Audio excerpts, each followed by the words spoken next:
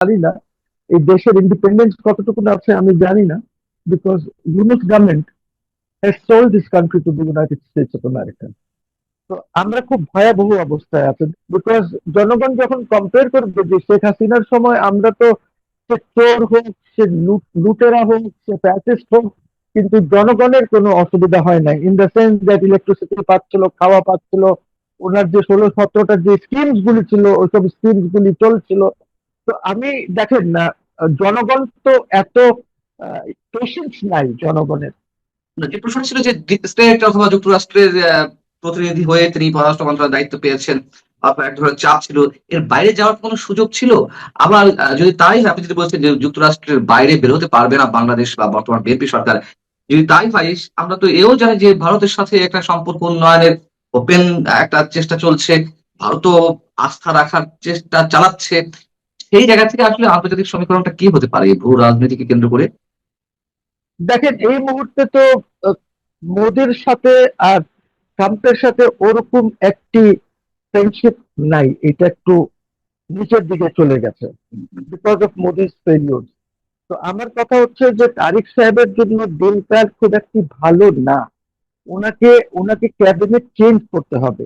দেখেন deep state এমন একটি জিনিস যে এই খেলাটা আমাদের পক্ষে বোঝা at this stage is very difficult, because deep state তো শেখ হাসিনার বিরুদ্ধে অনেক দিন থেকে ছিল, 2023 থেকে, এবারে ইলেকশনের আগে তারা ওনাকে সরিয়ে দিতে চেয়েছিল।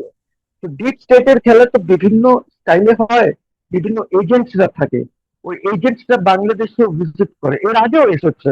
বিকজ আই থিঙ্ক আওয়ামী লীগের জন্য জনগণ যারা আছেন ওরা যখন এই কম্পেয়ার করবেন তখন কিন্তু আওয়ামী লীগের দিনগুলো আবার পাল্টিয়ে যাবে। মানে যেমন জনগণ কিন্তু তারা রাস্তায় নামবে, তারা সাপোর্ট দিয়ে যাবে জামাতকে, হয়তো জামাত আর আওয়ামী লীগের মধ্যে একটা এগ্রিমেন্ট হয়ে যাবে। তো আওয়ামী লীগ এখন মনে করছে যে আমরা তো সাপোর্ট দিলাম বিএনপি কে, বাট বিএনপি তো আইনটাকে আরো কড়া করে দিল আমাদের এগেনস্টে। আমাদের কাছে যে দর্শক মানচিত্রে নিয়মিত আয়োজন কথোপকথনে আমাদের সঙ্গে আজকে যুক্ত রয়েছেন অতিথি হিসেবে আলোচনায় বাংলাদেশ মুসলিম লীগের সভাপতি এবং সুপ্রিম কোর্টের সিনিয়র আইনজীবী অ্যাডভোকেট মহসিন রশিদ। অ্যাডভোকেট মহসিন রশিদ, আপনাকে স্বাগত জানাচ্ছি আমাদের অনুষ্ঠানে। এবং শুরুতেই আপনার কাছে একটু জানতে চাই যে এই শুল্ক চুক্তি ডক্টর ইউনূস করে গেলেন, সেখান থেকে আমাদের বের হবার সম্ভবত কোনো পথ এখনো পর্যন্ত আমরা দেখছি না সাধারণ মানুষ হিসেবে। তার কারণ আমরা দেখলাম যে এই যে ভয়ঙ্কর জ্বালানি সংকটের মধ্যেও যুক্তরাষ্ট্রের কাছ থেকেই শেষমেশ অনুমতি নিয়ে 60 দিনের একটা স্পেস তৈরি হলো রাশিয়ার কাছ থেকে আমাদের পারমাণবিক যে বিদ্যুৎ কেন্দ্র সেটির জ্বালানি আমদানির ক্ষেত্রে। এই শুল্ক চুক্তিটি আসলে আমাদেরকে কোন দিকে নিয়ে যাচ্ছে, বা যা দেখা যাচ্ছে সেদিকে তার সেই ভিত্তিতে আমরা আসলে কোন অবস্থানে রয়েছি? দেখুন, এই মুহূর্তে যে চুক্তিটি আছে এইখানে আপনি আমেরিকা ছাড়া কিছুই করতে পারবেন না। আর আমাদের খলিলুর রহমান সাহেব এই চুক্তিটা করে এসেছে, উনাকে এখনো ফরেন মিনিস্টার রাখা হয়েছে, যার জন্য আমাদের অনেক ধরনের সংকটের মোকাবেলা করতে হবে। ইটস এ ভেরি ব্যাড চুক্তি, আমি আগেই বলেছি যে অ্যাবাউট 1500 আইটেমস আছে এই চুক্তিতে। আপনি গম থেকে নিয়ে, তেল থেকে নিয়ে, আপনার ডিফেন্স যে প্রকিউরমেন্ট আছে, আপনার সবকিছু আপনাকে আমেরিকা থেকেই করতে হবে। এখন তারা সেখানে যদি আপনাকে পারমিশন দিয়ে দেয় তাহলে ঠিক আছে, যে ঠিক আছে এইটা আপনি করতেন। তো আমরা মোটামুটি আমাদের সভরেন্টি কতটুকু আছে আমি জানি না, এই দেশের ইন্ডিপেন্ডেন্স কতটুকু আছে আমি জানি না, because Yunus government has sold this country to the United states of America. তো আমরা খুব ভয়াবহ অবস্থায় আছে। দেখেন চীন আমাদেরকে অফার করেছিল, আপনারা হয়তো জানেন যে চীনের আহ, অনেক সারপ্লাস তেল তারা ইম্পোর্ট করে রেখেছে, বিকজ দে নিউ দ্যাট যে কোনো মুহূর্তে প্রবলেমস গুলি হতে পারে। তো আমার জানা মতন they have over 1 billion 1 billion barrels buffer stock আছে, গ্যাস আছে তাদের কাছে এরকম। আমাদেরকে অফার করেছিল যে তোমাদের এই সংকটের জন্য we are willing to help you out, কিন্তু আমরা বলেছি যে না, তোমাদের হেল্প লাগবে না আমাদেরকে। তো আমরা ওদের থেকে এই তেলটা নিতে রাজি হই নাই। সিমিলারলি আমাদের 6টা জাহাজ ছেড়ে দিয়েছিল ইরান, যারা তেল নিয়ে আসছিল, বাংলাদেশকে গুডউইল দেখিয়েছে। কিন্তু এই ছাড়ার পরে আমরা যে একটা স্টেটমেন্ট দিলাম ফরেন অফিস থেকে condemning Iran for a tax on Qatar, Saudi Arabia আর অন্য সব ব্যারেন ট্যারেন, এটাতে তারা they are very annoyed with us. তো আপনি জানেন যে চায়না 90% অফ ইটস অয়েল কিন্তু ইম্পোর্ট করে ফ্রম ইরান। এখন মানে ওই হরমুজ থেকেই পাস করতে হয় এটা। এখন ধরেন যে ব্লকেটটা আছে, এই ব্লকেটটা তো is virtually declaration of war, but এই ব্লকেটটা অ্যাকচুয়ালি কার্যকর ব্লকেট হবে না কোনোভাবে, বিকজ আমেরিকার এখন ওই শক্তি নাই যে তারা ওইখানে ওই ব্লকেটটা ইনফোর্স করতে পারবে। এবং ওমান আর ইরান মিলে ওদের যে আন্তর্জাতিক লজ অফ দ্য সি অনুযায়ী তারা কিন্তু এইটার মালিক দুইজন মিলেই। তো আমার মতে আমাদের এই সরকারটা অনেক মিস্টেক করছে। প্রথম মিস্টেক হচ্ছে খলিলুর রহমানকে রাখাই উচিত হয় নাই, কিন্তু খলিলুর রহমান এর সাথে ওনাদের হয়তো কোনো চুক্তি আছে আগের থেকে যে খলিলুর রহমানকে রাখবেন ওনারা। আমরা ঢাকায় না হয় কিছু ইলেকট্রিসিটি পাচ্ছি, লোডশেডিং হচ্ছে, বাট তারপরে কিছু পাচ্ছি, বাট বাইরে কিন্তু দের ইজ নো ইলেকট্রিসিটি, পাচ্ছে না, কেউই পাচ্ছে না, খুব খারাপ অবস্থা। 6-7 ঘন্টা এখন ধরে ওনারা, লোডশেডিং হচ্ছে। জি, সরি, 6 থেকে 7 ঘন্টা ধরেও লোডশেডিং হচ্ছে জি জি জি জি জি জি। খুব খারাপ অবস্থা, আর এই গরমের মধ্যে বুঝতেই পারেন। তো জনগণ তো এই জিনিসগুলি লাইক করবে না, বিকজ জনগণ যখন কম্পেয়ার করবে যে শেখ হাসিনার সময় আমরা তো, সে চোর হোক, সে লুটেরা হোক, সে ফ্যাসিস্ট হোক, কিন্তু জনগণের কোনো অসুবিধা হয় না, in the sense that electricity পাচ্ছিল, খাওয়া পাচ্ছিল, ওনার যে 16-17টা যে স্কিমস গুলি ছিল ওইসব স্কিমস গুলি চলছিল। তো আমি, দেখেন না, জনগণ তো এত পেশেন্স নাই জনগণের। জনগণ তো এখন দেখতে চায় যে আমার কি হবে, সে তো জানে না যে কালকে বাঁচবে না মরবে, তার ফ্যামিলি আছে, ওদের জন্য চিন্তা আছে। তো জনগণ তো will never wait for a long time. তো আমি দেখছি যে সংকটে, খুব বেশি সংকটে এই সরকার আছে, 1 নম্বর। 2 নম্বর কথা হচ্ছে সংকটের, সরকারের ক্যাবিনেট যেটা গঠন হয়েছে সেটা এমন কোন ক্যাবিনেট না যে ক্যাবিনেটের মধ্যে বিজ্ঞ লোকজন আছে, তাদের কানেকশন আছে, তারা গিয়ে লোকজনের সাথে কথা টথা বলে, মানে বাইরের লোকজনের সাথে কথা বলে আপনার জন্য টাকা পয়সা আনতে পারবে, এরকম কোনো কিন্তু নট ওয়ান সিঙ্গেল ব্যক্তি নাই কিন্তু এই ক্যাবিনেটে, ওরকম লেভেলের কেউ নাই। It's not like Ziaur Rahman, যে খলিলুর রহমান যে আছে সে ইন্ডিয়ার সাথে তো নেগোসিয়েট করতে গেছিল ডিজেল আনার জন্য, এই জন্য পেট্রোলিয়াম মিনিস্টারের সাথে কথা বলেছে, সে কমার্স মিনিস্টারের সাথে কথা বলেছে, কিন্তু he did not get even 1 litre, half a litre petrol, সে ডিজেল পায় নাই সেখান থেকে। না পাওয়ার কারণ হচ্ছে they will not cooperate with him. Khalilur রহমানের সাথে ইন্ডিয়া উইল নেভার কোঅপারেট। আমাদের তো পাইপলাইন আছে, পাইপলাইনের মাধ্যমে তারা তো দিতে পারে, কিন্তু দেবে না তারা, বিকজ খলিল রহমান এমন একটি পাত্র না ফর ইন্ডিয়া যে তারা ওকে খুব ভালোবাসে, তা তো না। উনি গেছিল পার্সোনাল রিলেশনশিপে, উনি মনে করেছিল যে মিস্টার বারার সিং ও হোয়াট এভার বারার সাহেব যদি আছেন পেট্রোলিয়াম মিনিস্টার ইন্ডিয়ার, উনি দিয়ে দেবেন। ওই পার্সোনাল রিলেশনশিপটা কি ছিল, ইউএনএ, বারারের ওয়াইফ আর খলিল রহমান সাহেব ওরা একসাথে ইউএনএ কাজ করেছেন, তো দে গুড ফ্রেন্ডস, ফ্যামিলি ফ্রেন্ডস একটা হয়ে যায়, যেটা হয় বাইরে থাকলে। তো সে ওই প্রভাতে গিয়েছে, but you see, India has a policy. প্রত্যেকটা দেশের একটা পলিসি থাকে, আপনার এই পার্সোনাল রিলেশনশিপটা কাজ করবে না, বিকজ তার আগে আপনার সাথে মিটিং খুব ভালো হয় নাই শঙ্কর সাহেবের সাথে। ওই মিটিংটা হয়নি বিকজ ওরা তো রেকগনাইজ করে না, ওরা স্টেটমেন্ট, জয়েন্ট স্টেটমেন্ট ইস্যু করে নাই, কিচ্ছু করে নাই। না, যে প্রশ্ন ছিল যে ডিপ স্টেট অথবা যুক্তরাষ্ট্রের প্রতিনিধি হয়ে তিনি পররাষ্ট্র মন্ত্রণালয়ের দায়িত্ব পেয়েছেন, আপনার এক ধরনের চাপ ছিল, এর বাইরে যাওয়ার কোনো সুযোগ ছিল? আবার যদি তাই হয়, আপনি যদি বলছেন যে যুক্তরাষ্ট্রের বাইরে বের হতে পারবে না বাংলাদেশ বা বর্তমান বিএনপি সরকার, যদি তাই হয়, আমরা তো এও জানি যে ভারতের সাথে একটা সম্পর্ক উন্নয়নের ওপেন একটা চেষ্টা চলছে, ভারতও আস্থা রাখার চেষ্টা চালাচ্ছে। সেই জায়গা থেকে আসলে আন্তর্জাতিক সমীকরণটা কি হতে পারে এই ভূ রাজনীতিকে কেন্দ্র করে? দেখেন এই মুহূর্তে তো আহ, মোদির সাথে আর ট্রাম্পের সাথে ওরকম একটি ফ্রেন্ডশিপ নাই, এটা একটু নিচের দিকে চলে গেছে because of Modi's failure.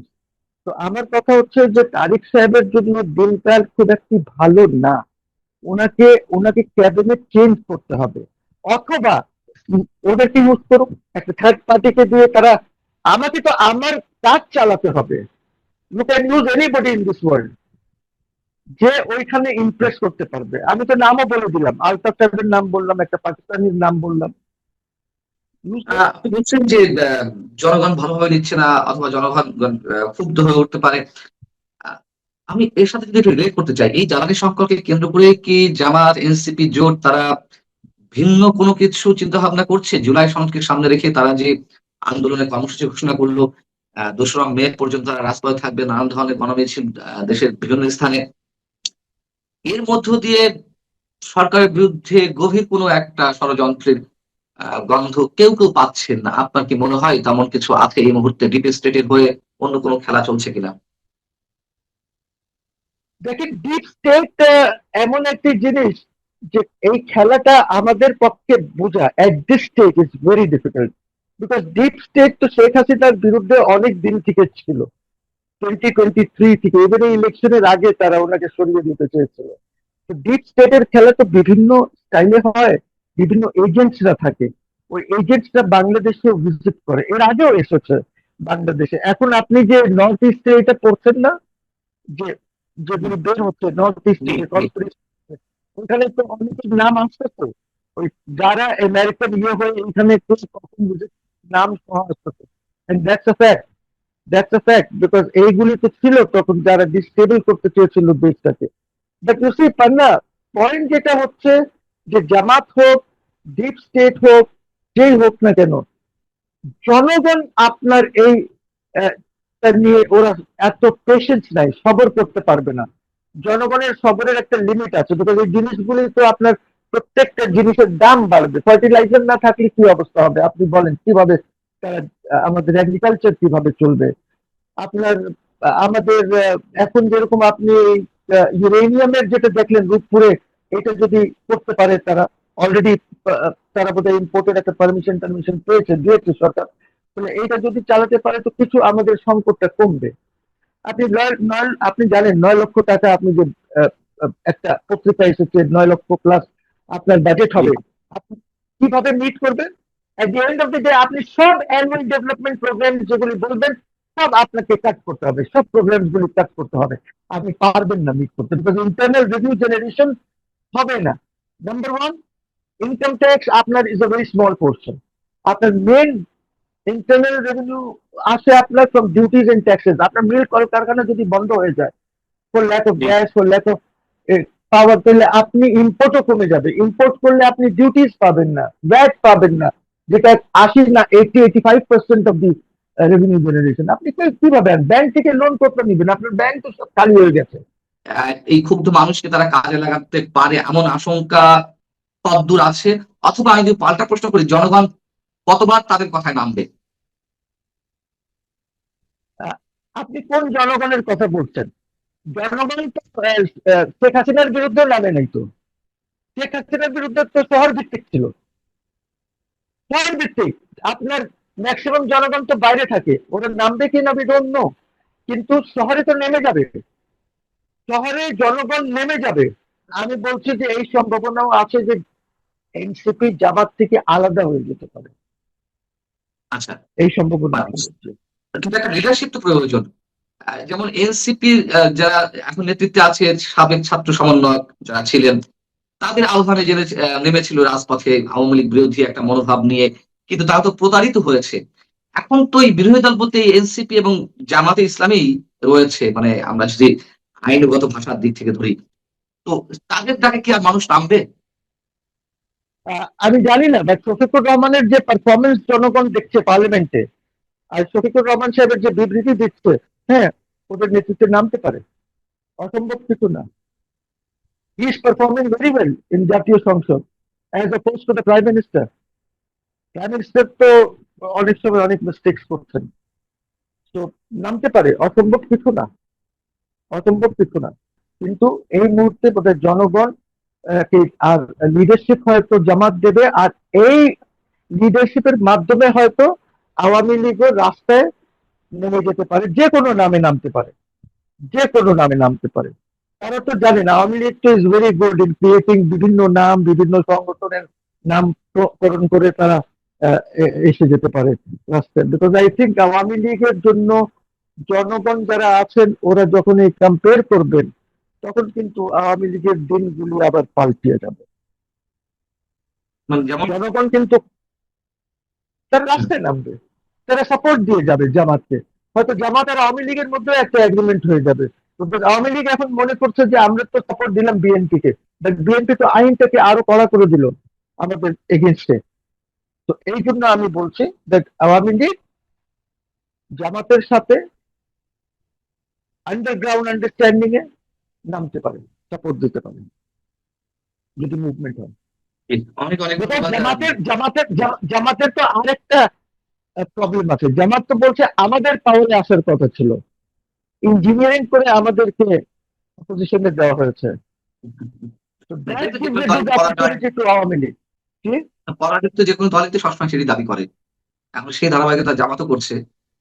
Engineering তো হয়েছে আমরা জানি, এটা তো আমরা দেখেছি ইঞ্জিনিয়ারিং যেটা হয়েছে। আপনি এই হ্যাঁ না ওটেও ইঞ্জিনিয়ারিং হয়েছে। আপনি হ্যাঁ না ভোট একসাথে করার মধ্যে তো বিএনপিরই প্রবলেম। জামাত তো বলেছিল যে আলাদা করেন, জামাত ইজ মোর সেন্সিবল।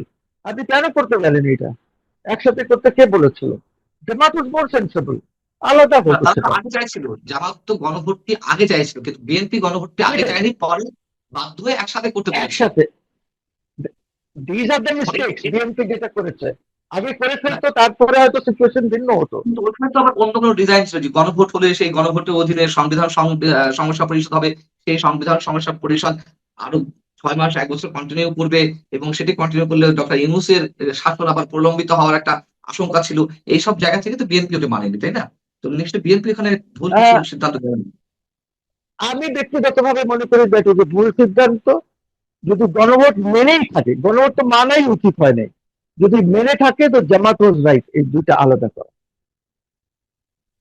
জি, অনেক অনেক ভালো থাকবেন অ্যাডভোকেট মোহসিন রশিদ, আপনাকে অনেক অনেক ধন্যবাদ। দর্শক আপনারা যারা এতক্ষণ সঙ্গে ছিলেন, অবশ্যই আপনাদের প্রতি কৃতজ্ঞতা। আল্লাহ হাফেজ।